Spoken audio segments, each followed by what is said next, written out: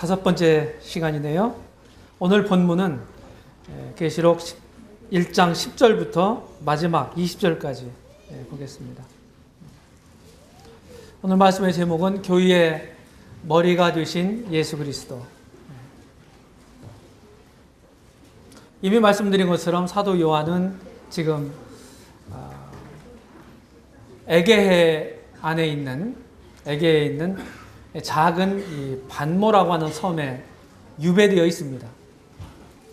초기 기독교가 로마 제국과 불신 유대인들에 의해서 엄청난 박해를 당하고 있었습니다. 근데 그 일환으로 지금 사도 요한도 1세기 말에 지금 반모섬에 유배 생활을 하고 있어요. 그런 가운데서 참 암담한 이 시기에 하나님은 요한에게 자신의 미래에 대한 이런 계획들을 보여주심으로써 지금 어려움 가운데, 엄청난 어려움 가운데 처해 있는 교회가 힘을 잃지 않고 절망하지 않고 희망을 갖고 그런 일들을, 그런 환난을 극복하도록 격려하고 위로하고 힘주시기 위해서 이 계시록을 주신 것입니다. 사도 요한은 베드로와 형 야고보와 더불어서 변화산상의 그 황홀한 주님의 모습을 친히 목격한 사람이에요. 그것보다도 더 영광스러운 우리 주님의 모습을 친히 봤습니다.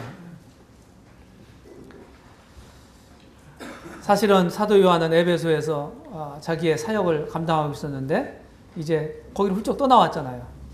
얼마나 걱정이 되겠어요. 그럼에도 불구하고 여기 나타나 있는 교회의 머리가 되시는 주권자가 되시는 주님을 보여주심으로써 네가 여기 있지만 내가 내 교회를 돌본다. 그런 메시지를 받았을 때 얼마나 큰 위안이 됐겠습니까? 이런 주님의 모습을 보고 주님이 생전에는 이 땅에 계실 때는 주님 품 안에 이렇게 기대가지고 주님께 물어보기도 하고 이렇게 가깝게 지냈던 이런 요한이잖아요. 근데 그런 주님의 모습을 지금 여기 보고서 마치 죽은 자처럼 엎드러지죠. 그 발 앞에 엎드려져 죽은 자 같이 됐다. 이런 것을 통해서 우리가 이제 많은 것들을 배울 수가 있습니다. 주님이 그런 요한에게 손을 내밀어서 두려워 마라. 그리고 일으켜 주시는 모습을 보게 됩니다. 우리도 그럴 수 있어요.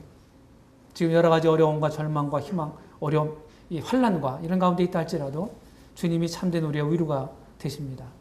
그래서 우리 찬송에 있는 것처럼 늘 주님을 바라봐야 되죠. 반모섬은 지금 여기 이 위치에 있습니다. 여기가 지금 터키 지역이고요. 오늘날 여기 그리스입니다. 첫 번째 단락에서 우리 촛대 사이의 인자. 여기 촛대라고 하는 말을 이제 등대라고도 번역을 합니다. 등대. 어떤 영역본에서는 영어 성경에는 램프라고 번역이 됐습니다. 램프. 어떤 데에서는 뭐 캔들 스틱 이렇게 번역했는데 캔들 스틱보다는 아마 램프라고 하는 것이 더 좋을 것 같아요. 이런 걸 생각하면 이제 성막이나 성전에 있었던 그 금등대를 생각하시면 좋겠습니다. 여기 읽어보겠습니다. 10절부터 주의 날에 내가 성령에 감동하여 내 뒤에서 나는 나팔소리 같은 큰 음성을 들으니 가로되 너는 보는 것을 책에 써서 에베소, 서머나, 보가모, 두아디라, 사대, 빌라델비아, 라우디가 7교회에 보내라 하시기로 몸을 돌이켜 나더러 말한 음성을 알아보려고 하여 돌이킬 때에 7 금촛대를 보았는데 촛대 사이에 인자 같은 이가 발에 끌리는 옷을 입고 가슴에 금띠를 띠고 여기 촛대 사이에 주님의 모습을 우리가 보게 됩니다. 여기 10절에 보게 되면 주의 날에 이 계시를 받았어요. 이 환상을 보았습니다. 주의 날. 이 주의 날은 우리식으로 표현하면 주일입니다. 오늘 같은 날이에요. 성경에 보게 되면 이날 부활하셨잖아요. 그렇죠? 안식 후 첫날. 안식일이 유대인들에게는 오늘날 우리 따질 때는 토요일이에요. 토요일. 그러면 안식 후 첫날이면 언제예요? 주일인 것입니다. 세상에서는 이제 창세기 1장에서 7일 동안 하나님이 창조하시잖아요. 6일 동안 창조하시고 제 7일에 쉬시고. 이것을 이제 이렇게 태양력을 만들 때 기독교 그때는 문화가 아주 찬란했던 때이기 때문에 이런 개념을 가지고 만드는 겁니다. 그래서 일주일 단위로 이렇게 우리 라이프 사이클이 돌아갑니다. 그렇죠? 일주일 단위로. 늘 우리가 이렇게 살아가요. 주님 부활하신 날이고 부활하신 후 또 나타나셨어요. 그렇죠? 저녁 때 제자들에게 마가다락방에 숨어있는 제자들이 나타나시고 일주일 후에 여드레 후에 또 나타나시고 그리고 주님이 이제 승천하신 것은 부활하신 후 40일째 되는 날에 감람산에 승천하셨어요. 사도행전 1장에 보시면 그런데 주님 말씀하실 때 가실 때 너희는 예루살렘 떠나지 말고 아버지께서 너에게 약속한 걸 기다리라. 너희는 몇 날이 못 되어 성령으로 세례를 받으리라. 이렇게 말씀하셨거든요. 몇 날이 못 되어 성령 세례를 받으리라. 그것은 꼭 열흘 후였습니다. 오순절 날이 이미 이름에 오순절. 오순절은 이스라엘 사람들이 7절기 중에서 6월절 무교절 기간 동안에 첫 안식일 날, 안식일 이튿날 드리는 그 천이삭 한 단을 드리는 그런 때를 초실절이라고 합니다. 그때로부터 7 안식일을 세워서 그 다음 날 오순절을 했습니다. 오순절. 그래서 초실절이나 오순절은 날짜가 못 박혀 있지 않습니다. 그게 특징이에요. 6월절이라든지 무교절이라든지 나팔절, 속죄일, 그리고 초막절은 날짜가 못 박혀 있는 절기입니다. 그런데 초실절과 오순절은 날짜가 못 박혀 있지 않습니다. 6월절 후에 이제 그 다음 날 정월 15일부터 21일 7일간 일주일 동안 누룩 없는 떡을 먹었습니다. 그때 이제 안식일이 한 번 있었을 거예요. 그렇죠? 그럼 그 다음 날 초실절 천이삭 한 단을 하나님 앞에 드린 겁니다. 그때로부터 세워서 7 안식일 다음 날이니까 언제예요? 77이 49에다가 그 다음 날이니까 50일째 되는 날이에요. 그래서 오순절 또는 77절 이렇게 부른 겁니다. 맥추절 같은 말입니다. 성령이 오신 날이에요. 주일은 그 다음에 초대 성도들이 떡을 떼던 날이었습니다. 안식 후 첫날 우리가 떡을 떼려야 뭐했다. 이렇게 사도행전 20장에 말씀하고 있고 고린도전서 16장 2절에 보게 되면은 너희가 매주일 첫날에 너희가 일을 얻은 대로 저축하여 뒀다가 연보해라. 매주일 첫날이 언제예요? 주일이에요. 월요일이 아닙니다. 네, 월요일이 아니에요. 주일이 첫날입니다. 그 다음에 성도들이 모이는 날이었습니다. 이것이 사도 요한이 계시를 받은 주의 날입니다. 주의 날. 주일 성수라고 하는 말이 기독교계에 있어요. 주일날 나오시지 말라는 얘기는 아닌데 주일 성수라고 하는 말이 사실은 유대교적인 개념을 포함하고 있는 말입니다. 주일을 성수하라, 지켜라 이렇게 말씀하시지 않았어요. 유대인들에게 이스라엘에게 안식일을 지켜라는 말이 있지만은 신약교회에게는 주일을 지키도록 하시지 않았어요. 그렇다고 해서 주일날 나오지 말라 하는 말은 아닙니다. 우리는 율법처럼 지키기 위해서 나온 게 아니고 이날 모여서 함께 예배하고 우리가 자원에 그렇게 하는 거예요.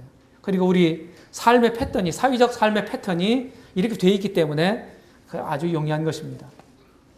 그 다음에 이제 어떻게 해서 이 계시를 받게 됐나? 성령에 감동했다. 여기 보면은 사도 요한이 주의 날에 내가 성령에 감동했다. 이 감동했다고는 말이 내가 성령 안에 있었다고는 의미입니다. 성령 안에 있었다. 성령 안에 있었다는 말이 무슨 말일까요? 내가 성령의 인도하심을 따라 성령의 지배 아래 있었다 하는 말로 우리는 바꿀 수가 있습니다. 이것이 성령 충만이에요. 오늘날에도 사도 요한이 성령 안에 있었을 때, 성령의 지배를 받고 있었을 때 이 요한 계시록의 계시를 받았어요. 원리는 오늘 똑같습니다. 우리가 다 주님을 믿은 사람들은, 거듭난 사람들은 하나님 성령 보내시죠. 그렇죠? 진짜 거듭난 사람들은 성령이 우리 안에 계십니다. 성경이 그렇게 말하고 있어요. 성령 계세요. 그 성령의 인도, 성령의 지배를 받는 사람을 통해서 하나님이 오늘날에도 역사하신다. 갈라디아서 5장에 보게 되면은 우리가 성령의 인도하심을 따라 살든지 아니면 성령을 소멸하고 육신을 따라 살든지 둘 중에 하나예요. 영적인 개념 없이 하나님 말씀을 제껴놓고 사는 그리스도인들을 통해서 하나님은 역사하시지 않는다. 나는 성령 안에 있습니까? 성령의 지배를 받고 있나요? 그건 어떻게 할 수 있어요? 내 삶 가운데 성령의 열매가 맺히는 것입니다. 성령 안에 있을 때 주님 음성을 들었고 주님 지시를 받았고 주님 모습을 배웠어요. 이것보다 영광스러운 건 없죠. 그리고 11절에 보게 되면 7교회를 선정합니다. 7교회를. 인근에 아마도 이 소아시아 지역이라고 하는 이곳에 아마 7개 교회 이상 있었을 거예요. 더. 근데 특별히 이렇게 7개 교회를 우리 주님이 직접 선정하셔서 여기 써서 보내라고 말씀하셨어요. 특별히 라오디게아 그 인근에는요. 히에라볼리에도 교회가 있었습니다. 이 우리가 그 자체 따라 이렇게 얘기할 때 말씀드렸지만은 그 눈바라고 하는 와 그 여자에 있는 집에 있는 교회에게 문안하라. 바울이 그런 말씀에 눈바가 골로새가 아니고 히에라볼리에 있는 성도다. 이렇게 학자들이 보는 분들이 있더라고요. 그리고 우리가 알고 있는 것처럼 에바브라에 의해서 생긴 골로새 교회가 있었죠. 거기 얼마 안 떨어졌어요. 일례를 들어 그렇습니다. 이런 교회들이 있었단 말이에요. 그런데 라오디게 교회에 보낸 거예요. 이렇게 선별하세요. 선별. 여러 교회들이, 이 이상의 교회들이 있었는데 7개 교회를 특별히 우리 주님이 직접 선정하셨다. 특별한 목적이 있을 것으로 생각하는 것입니다. 그래서 학자들은 이렇게 봅니다. 사도 요한이 이 계시록을 써서 각 교회에 보낼 그 당시에 실존에 있었던, 진짜 있었던 당시에 1세기 말에 진짜 존재했던 지역교회들이다 하는 거에 대해서는 우리가 의심할 여지가 없죠. 또 한 가지. 어떤 면으로 보냐면은 또 하나는 교훈적으로 보는 거예요. 교훈적으로. 현재 많은 교회들이 있죠. 많은 지역교회들이 있죠. 우리 모임 안에도. 그렇죠?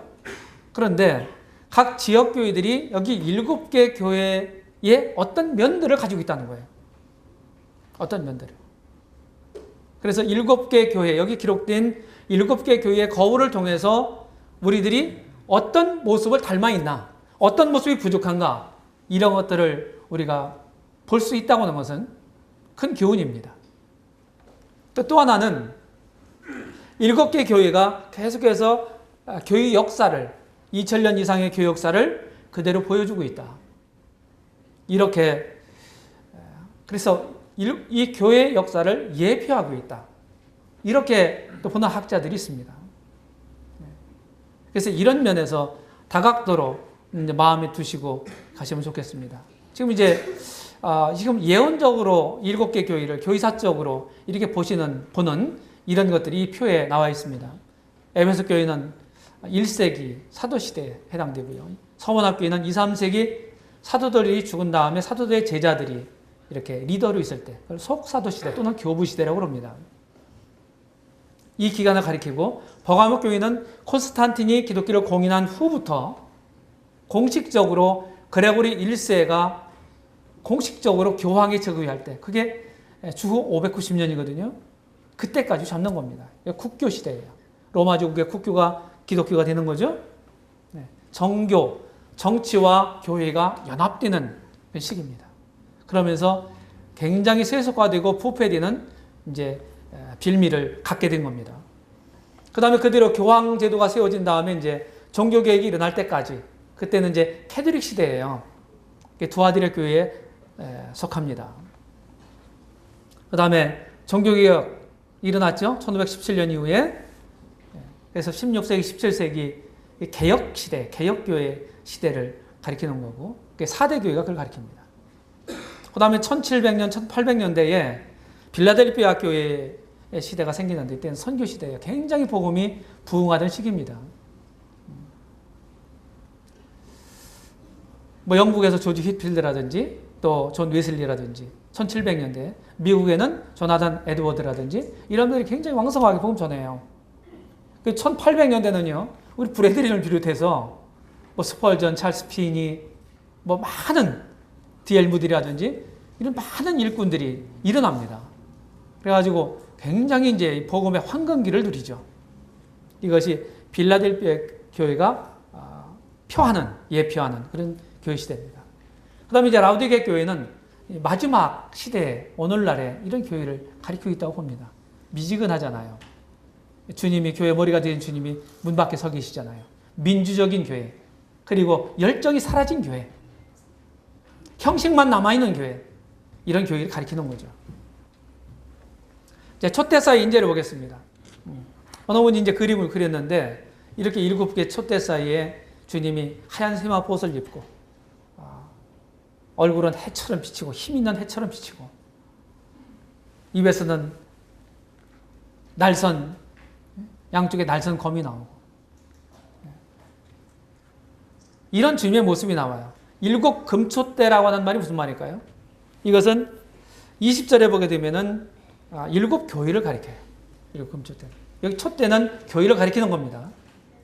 그 다음에 7 별은 뭡니까? 7 교회의 사자다 이렇게 말합니다. 20절에서. 이렇게 말해놓고 12절에서 말해놓고 16절에서 말해놓고 20절에서 해석을 해요. 성경 끝까지 읽어봐야 돼요. 성경은 성경으로 해석한다 하는 원리가 여기 있는 거예요. 그래서 문맥을 쭉 보시면 답을 금방 얻을 수가 있어요. 그럼 사자가 뭐냐? 사자는 문자적으로는 천사를 가리킵니다. 근데 어떤 학자들은 그냥 진짜 천사다 이렇게 보시는 분들도 있고, 어떤 학자들은 그 지역교회의 리더들을 가리키고 있다. 리더. 단수로 표현한 거 봐서 그 리더 중에 앞선 리더를 가리키고 있다 이렇게 보는 학자들이 있습니다. 저는 그 후자의 견해를 갖습니다. 일꾼들에게 보낸 거다. 촛대사의 인자가 있습니다. 촛대사의 인자. 그러면 이 촛대가 교회를 가리킨다고 했죠. 그러면은 여기를 거니시고 계신 거예요. 이 교회가 어떠한가 이렇게 살피시고 감찰하시고 이런 교회의 주권자가 되시는, 신약 성경적인 용어로 말하면 교회의 머리가 되시는 이런 분이 누구예요? 지금 사도 요한이 보고 있는 이런 영광스러운 우리 주님이시다 이 말이에요. 주님이 다 판단하시는 거예요. 여기서 우리가 배우시는 건 뭡니까? 이제 2장과 3장을 통해서 쭉 에베소 교회가 어떻고 서머나 교회가 어떻고 포가모 교회가 어떻고 그 장단점이 다 있었어요. 주님에 의해 판단됐어요. 그렇죠? 주님이 지역교회라고 그렇게 판단하셨다. 더 나아가서 우리가 교훈받을 수 있는 건 뭡니까? 우리 각 개인을 주님이 판단하신다. 각 개인이. 사람들이 이러쿵저러쿵 하는 건 좀 많이 조심해야 합니다.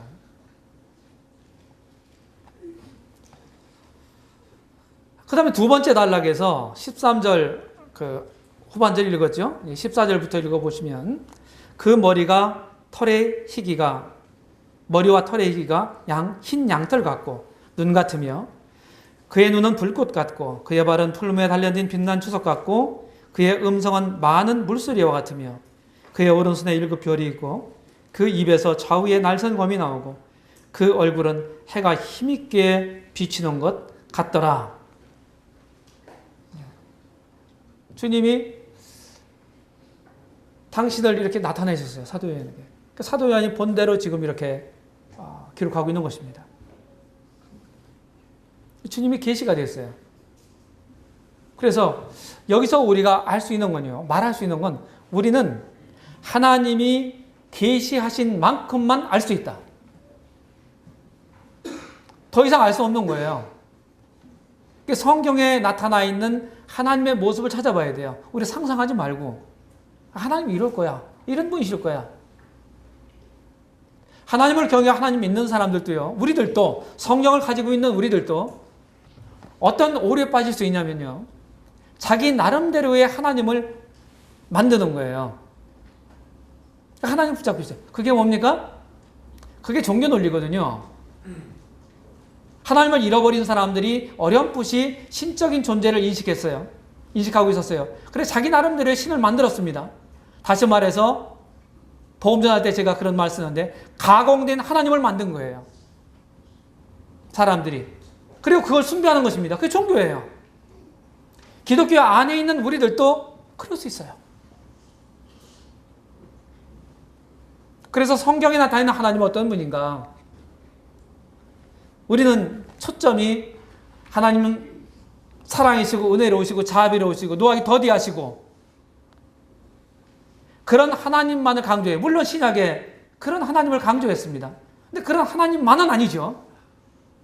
구약 시대 때는 거룩하시고 의롭고 공의로우시고 이런 하나님으로 강조되어 있습니다. 하나님 양면이 있어요.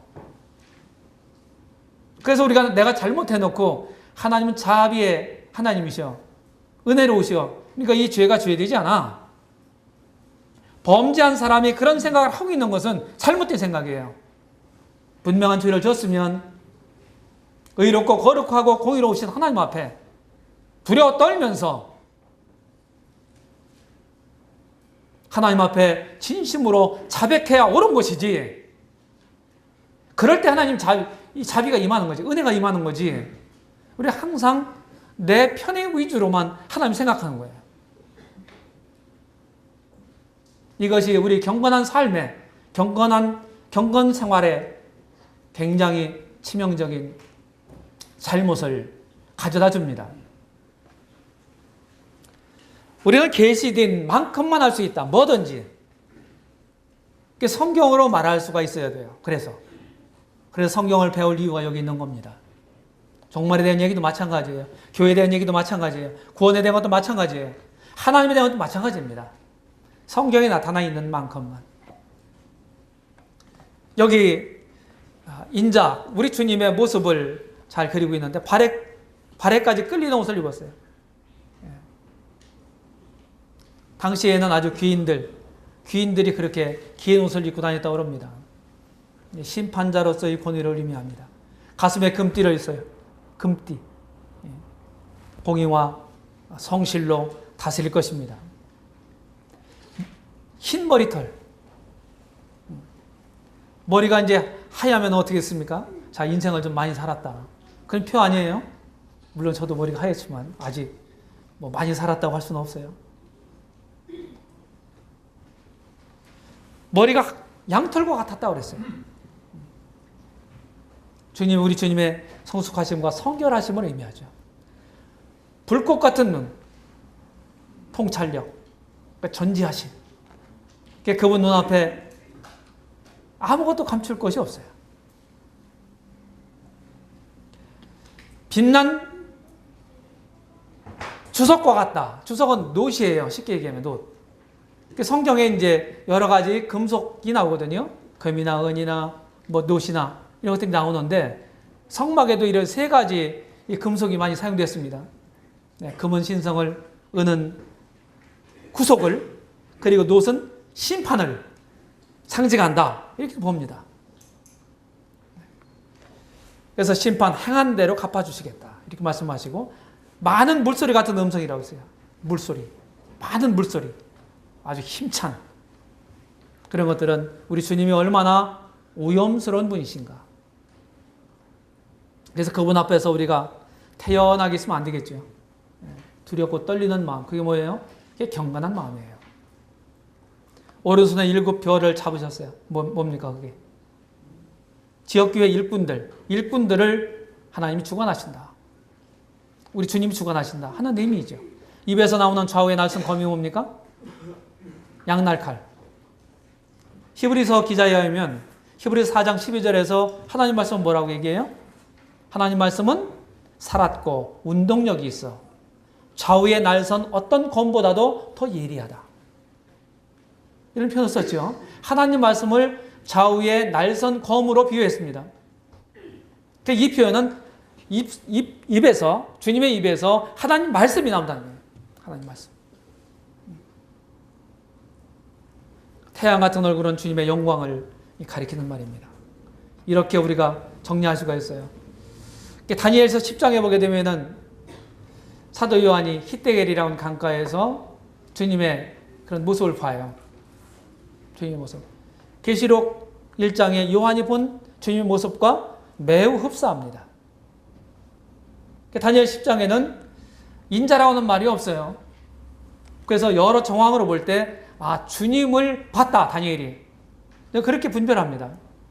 왜냐하면 이런 유사한 구절들이 요한계시록에 기록되어 있기 때문입니다. 그리고 똑같이 다니엘도 힘이 빠지고 깊이 잠이 들었어요. 이 주님을 보고요. 주님이 어루만져 주셨거든요. 사도 요한 똑같았어요. 엎드려져 죽은 자 같이 됐어요. 오른손을 그에게 얹으십니다. 이런 주님을 친히 본 사람들은요, 그 앞에서 잘난 체를 할 수가 없었어요. 결코 교만할 수가 없었습니다. 죽은 자 같이 됐습니다. 그래서 주님의 모습을 본 결과는 어떻습니까? 우리는 주님을 알면 알수록 자신을 알게 된다. 자신을 알게 된다. 왜 그렇습니까? 성령께서 성경의 주인공인 우리 주님을 조명해 주시죠. 우리로 알게 하죠. 그렇죠? 그러면은요, 그 동일한 성령의 조명이 그 빛으로, 그 영적인 빛으로 나를 보게 하시는 거예요. 그러니까 하나님 말씀인 이 성경을 제대로 잘 배운 사람들은 교만할 수가 없는 것입니다. 성경을 몇 자 안다고 교만한 태도를 취하게 되면 그는 성경 잘 배우지 못한 사람이에요. 그럴 수 없는 것입니다. 그것은 잘못 배운 거예요. 그리고 내가 많이 알고 있지 못하다고는 의미예요. 제대로 알면, 주님을 제대로 알면 주님 닮을 거 아니겠어요? 그렇죠? 주님이 어떤 분이에요? 교만한 분이에요? 겸손한 분이에요? 주님이 얼마나 겸손한 분이셨어요? 작은 백마를 타고 예루살렘에 입성하신 게 아니라 작은 나귀 새끼를 타고 입성하셨고 겸손하셔서 성경이 그렇게 말하고 있어요. 그리고 가장 낮은 자리까지 내려가셨어요. 어디? 십자가까지. 로마 시민권을 가지고 있는 사람들은 십자가 안 죽었어요. 우리 주님은 십자가까지 죽으셨어요. 내려가셨어요.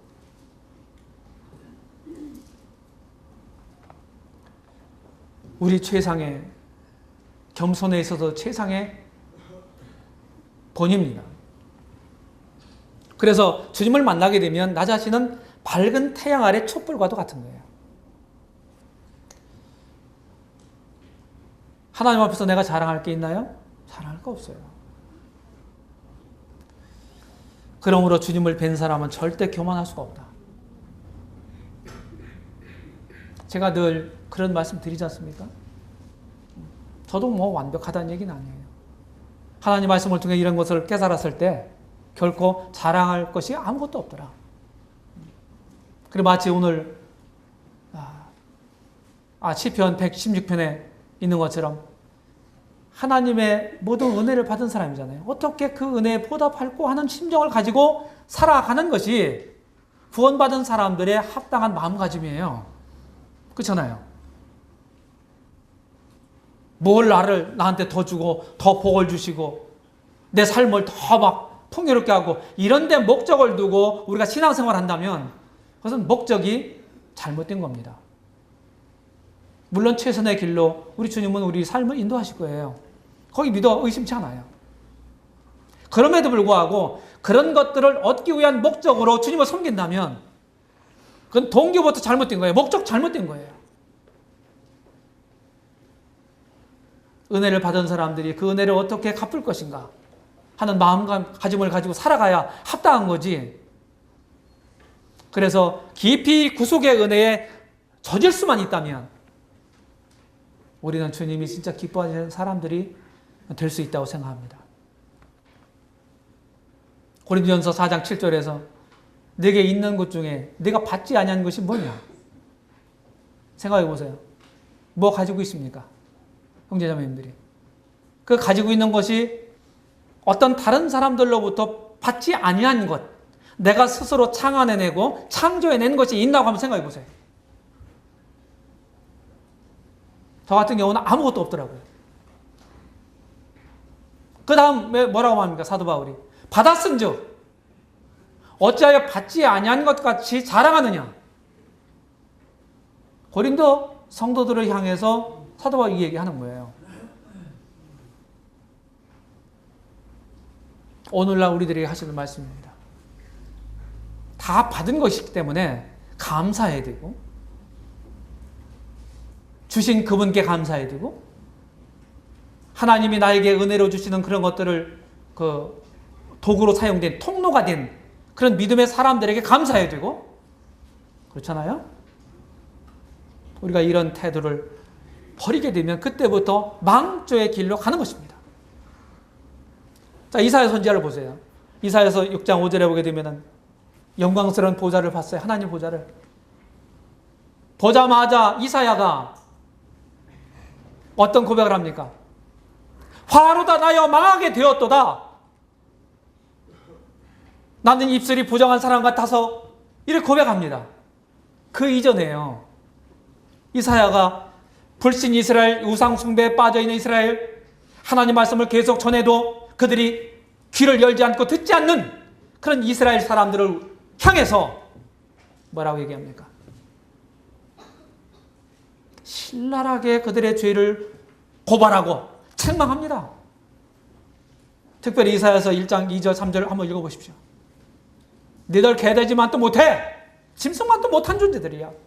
짐승도 다 자기의 주인을 알잖아. 너희들은 그 주인을 하나님은 몰라보고 있잖아.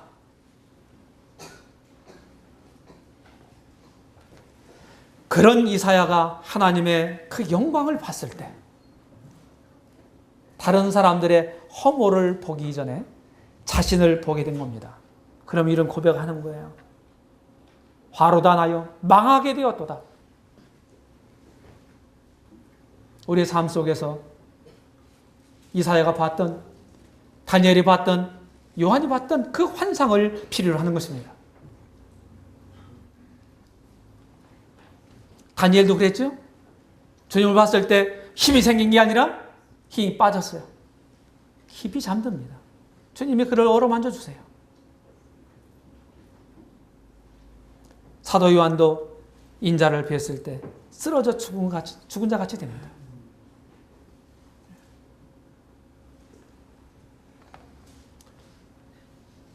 기록된 성경을 통해서 우리가 주님 모습을 날마다 볼 수 있다면 우리는 주님이 기대하는 그런 사람이 돼서 그런 삶을 살아갈 거예요. 이게 그리스도인의 삶이에요.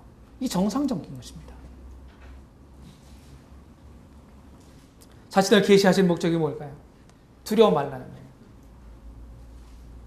주님을 보고서 지금 두려워하는 마음 가운데 그럴 수 있어요. 그런데 좀 확대해서 생각해 보면 사도 요한 같은 경우는 지금 유배 생활하고 있잖아요. 그렇죠?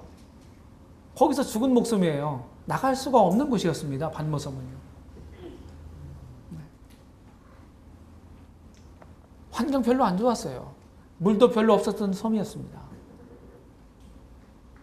많은 불같은 박해가 임했어요. 그러니까 움츠러들 수밖에 없잖아요. 그런 사도 요한에게 두려움 말라. 내가 전에 죽었다가 산 자다.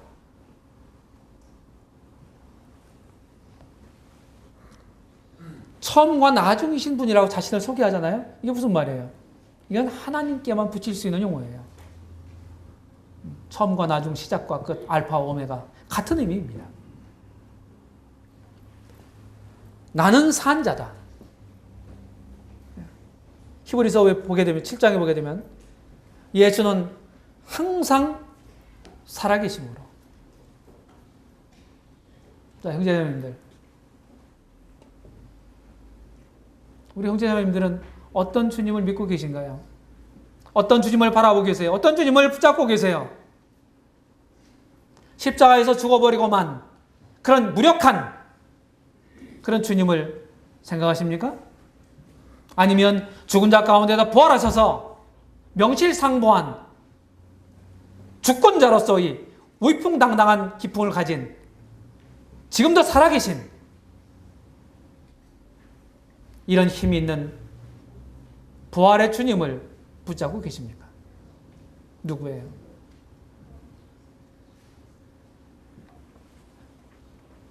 우리 주님은 우리 인생의 모든 열쇠를 가지신 분이에요. 사망과 음부의 열쇠를 가졌다. 사망과 음부의 열쇠. 사람들은 죽음을 제일 두려워한다고 그러죠? 그렇죠. 히브리서 2장에도 그래요. 사람들이 죽기를 두려워함으로 무서워하는 자들을 성장해 주려 하십니다. 뭐가? 주님이 사람의 몸을 입고 이 세상에 오신 이유가, 성육신 하신 이유가 죽기를 두려워함으로 거기서 매여 종로로 하는 자들을 성장하려 하시기 위해서 사람 태어나셨다는 거예요. 인간의 최대의 적이 뭡니까? 죽음이에요. 죽음. 죽음 좋아하는 사람 아무도 없어요. 그런데 사망과 음부의 열쇠를 가지신 분이 누구예요? 주님이시라고요. 그는 죽음을 이기고 부활하셨습니다. 그래서 주님이 친히 말씀하신 것처럼 나를 믿는 자는 죽어도 살겠다. 이렇게 말씀해 주셨어요. 그래서 어떻게 하면은 조금이라도 더 살까? 이런 거 궁리하는 대신에, 그런데 시간을 소일하는 대신에 주어진 환경에 감사하면서 어떻게 하면 현실에서 이런 주님을 어떻게 잘 섬길 수 있을까 고민하시기 바랍니다. 그리스도인들이 건강을 잘 챙기고요. 건강 체크 잘하고 건강 가운데서 주님을 뜻을 잘 받들고 섬기고 좋아요. 그런데 세상 사람들처럼 거기에 목매지 마세요.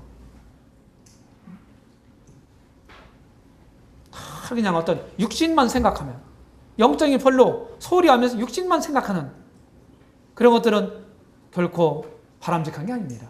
그렇다고 제가 무시하라는 말이 아니에요. 나의 생각에 포인트가 어디가 있느냐, 영적인 일에 있느냐 아니냐 하는 거예요. 그 다음에 자신의 계시한 목적 기록하라고 하는 거예요. 아주 중요한 포인트입니다. 기록하라. 내 본 것과 이제 있는 일과 장차 될 일을 기록하라. 이렇게 19절에서 말씀하셨어요. 그래서 요한계시록이 있는 거 아니에요.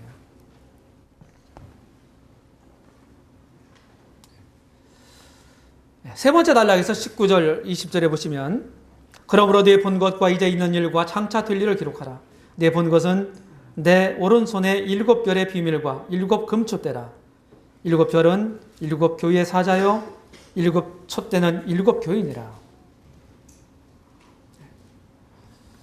이 기록과 문서에 이런 점을 한번 보겠습니다. 여기 기록하라고 그랬잖아요. 그냥 말로만 그냥 전달한 게 아니고 기록하라고 그랬어요.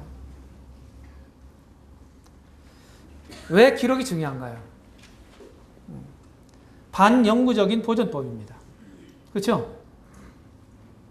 그 다음에 내용을 명확하게 전달할 수가 있습니다. 어떤 효과가 있나요? 전달을 정확하게 해서. 제가 왜 항상 이거 빔 프로젝터를 쓰시는 줄 아십니까? 이걸 안 만들면요, 시간이 더 절감됩니다. 이거 만들려면 시간이 많이 걸려요, 더요. 저 이것 때문에 그래요. 전달을 보다 더 정확하게 하기 위해서. 그냥 듣기만 하면요. 듣고 난 다음에 한 30% 정도밖에 기억이 안 된대요. 근데 보고 들으면 그거의 갑절 이상 기억이 된다는, 그게 시청자 교육의 효과잖아요.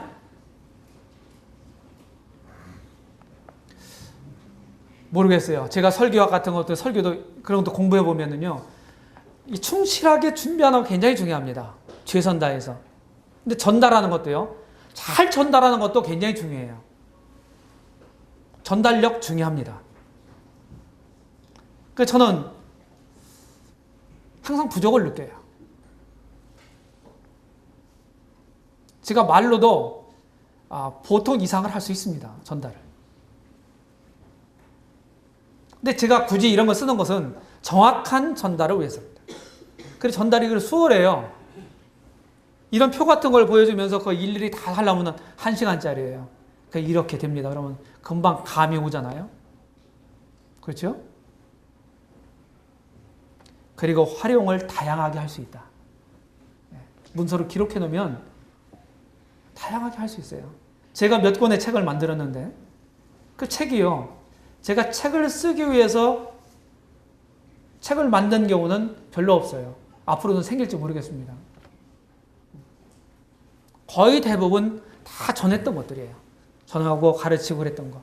그런 자료들을 모아놨다가 그것을 잘 다듬어서 책으로 묶어낸 겁니다. A.P. 깁스라는 형제님은 이런 얘기했어요. 독서는 사람을 충실하게 하며 집필은 사람을 정확하게 하고 설교는 사람을 준비성 있게 한다. 성령의 인도하심이라고 해서 준비도 없이 여기 나와가지고 강단을 점령하고 이렇게 말하는 것이 성령의 인도하심인가요? 하나님 그런 분이에요? 철저하게 준비해야 돼요.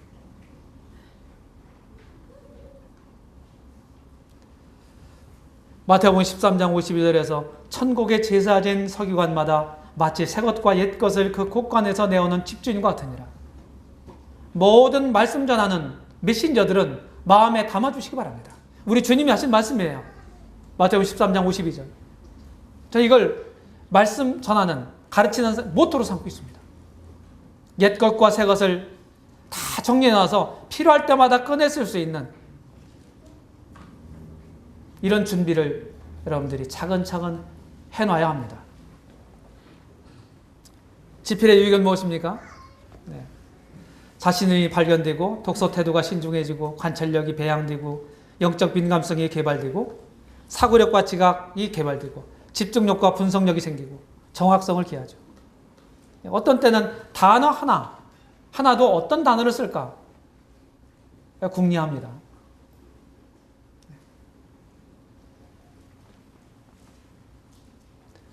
예수님이 키구절을 통해서, 이 키구절이, 요한계시록 키구절이 어디라고 그랬어요? 우리 여기 청소년들.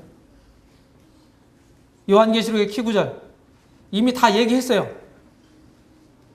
졸면서 들으니까 모르는 거예요. 멍하니 있지 말고 포인트 핵심을 딱딱 잡아서 가지고 있어야 돼요. 뭘 들을 때. 계시록 1장 19절이라고 말씀드렸어요. 이게 키구절이에요. 누가 말씀하신 겁니까? 우리 주님이 친히 말씀하신 거예요. 그러므로 기록하라는 거예요. 뭐야? 내 본 것 기록하고 이제 있는 일 기록하고 장차 될 일 기록하라는 거예요. 이게 요한계시록의 내용입니다. 성경 해석은 어떻습니까? 성경이 성경을 푼다고 말씀드렸죠? 그러니까 마태복음 13장에 보면 씨 뿌리는 비유가 나와요. 그 나중에 제자들에게 그걸 해석해 주세요. 쭉 끝까지 쭉 읽어보면. 이 씨 뿌리는 비유가 무슨 얘기지? 그게 궁금해하지 마시고 끝까지 한번 읽어보시라고요. 그럼 다 이해할 수 있어요. 거기 씨가 하나님 말씀이라고 그랬어요. 그 다음에 이제 성령께서 은사를 주시잖아요. 그렇죠? 은사를 주세요. 올바른 이해를 위해서 성경이 기록된 올바른 이해를 위해서 지식의 은사를 주시고 올바른 적용을 위해서 지혜의 은사를 주시고 올바로 가르치게 하기 위해서 가르침의 은사를 주시는 거예요. 은사는 수동적이다 하는 사실 아시죠? 여러 상품들을 그냥 택해 잡는 것처럼 은사를 골라 잡는 게 아니죠. 구원받는 순간에 하나님 은사를 나눠주세요. 우리 책임은 뭡니까? 나눠주시는 은사를 발견하고 그것을 잘 개발시키고 그리고 규모 있게 적절하게 잘 활용하는 것입니다. 해석의 원칙은 뭡니까? 우리 해석학 우리 함께 공부할 때 누누이 말했지만은 아주 일반 원칙, 보편적인 원칙, 그게 원칙의 성경을 봐야 되는 거예요. 그게 뭡니까? 정리하면 문학적, 세대적, 실천적으로 해야 된다. 여기 구구하게 설명하려면 한참 걸립니다. 시간이. 결론 생각해 보겠습니다. 첫 번째, 자신의 피값으로 교회를 구속하셨죠? 이런 주님이 예수 그리스도가 불꽃 같은 눈으로 당신의 교회를 감찰하십니다. 그리고 우리 각 개인을 감찰하세요. 우리 마음을 감찰하시는 그분을 의식하면서 살아가는 거 중요합니다. 그렇게 될 때 어떻게 합니까? 신중하게 되고 절제하게 되고 그럴 거예요. 절제라고 한 건 뭐예요? 뭐라고 그랬어요?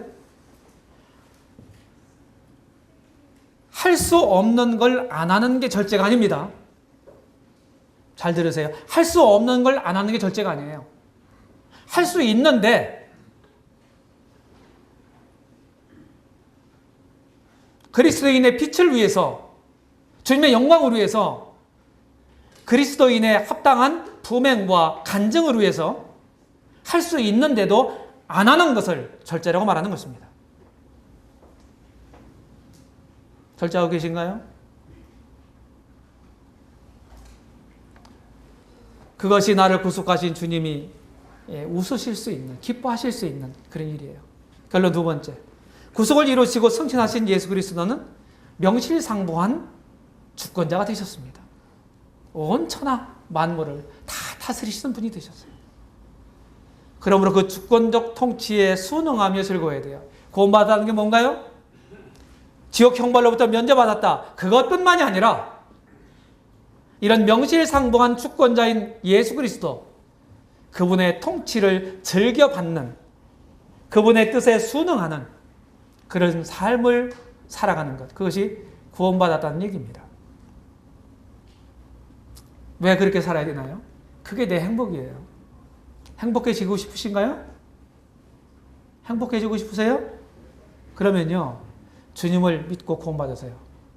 그 다음에 그런 주님의 뜻을 따라서 사세요. 내 욕심을 버리고. 근데 주님은요, 그러면은 내가 하고 싶으면 못하잖아. 손해볼 거 아니야? 그 육신 생각이에요. 주님 잘 몰라서 그런 거예요. 우리 주님이 어떤 분인가요? 저와 여러분들을 위해서 당신 목숨까지 버리신 분이에요. 그렇잖아요? 그래서 가장 최선, 가장 좋은 걸 주기를 원하시는 겁니다. 여기에 의심이 있습니까? 그러니까 맡길 수 있는 거예요. 결론 세 번째로 우리 주님은 기록하라고 명령하세요. 우리가 주 안에서 늘 기록하는 습관 중요합니다.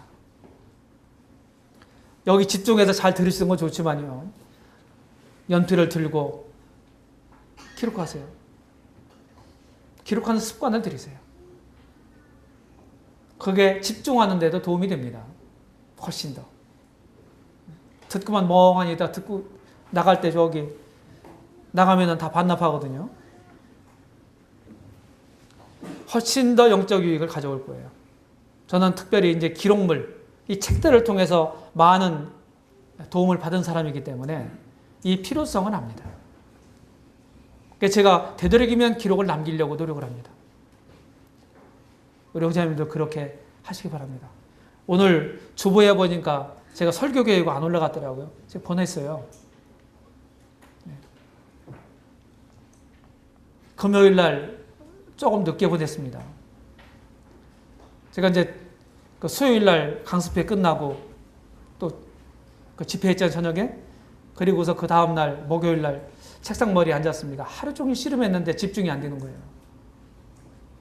그게 설교자들한테는 얼마나 이 괴로운 일인지 모릅니다. 제가 그래서 못 준비했어요. 그래서 다른 거 그냥 일상적인 거 그냥 생각 별로 안 해도 되는 것들 그런 것만 처리했습니다. 그런 걸 토로하니까 진식이가 그런 얘기 하더라고요. 아빠는 버튼만 딱 누르면 나오는 줄 알았더니 안 그러시네요. 오해하지 마세요. 그렇게 할 수가 없어요. 그래서 금요일 날 준비해서 보냈는데 아마 오늘 김일태 형제 부부가 안 왔죠? 미리 이걸 작성하느라 아마 못 올린 것 같습니다. 엉뚱한 내용이 올라왔는데 이해하시기 바랍니다. 기도하겠습니다.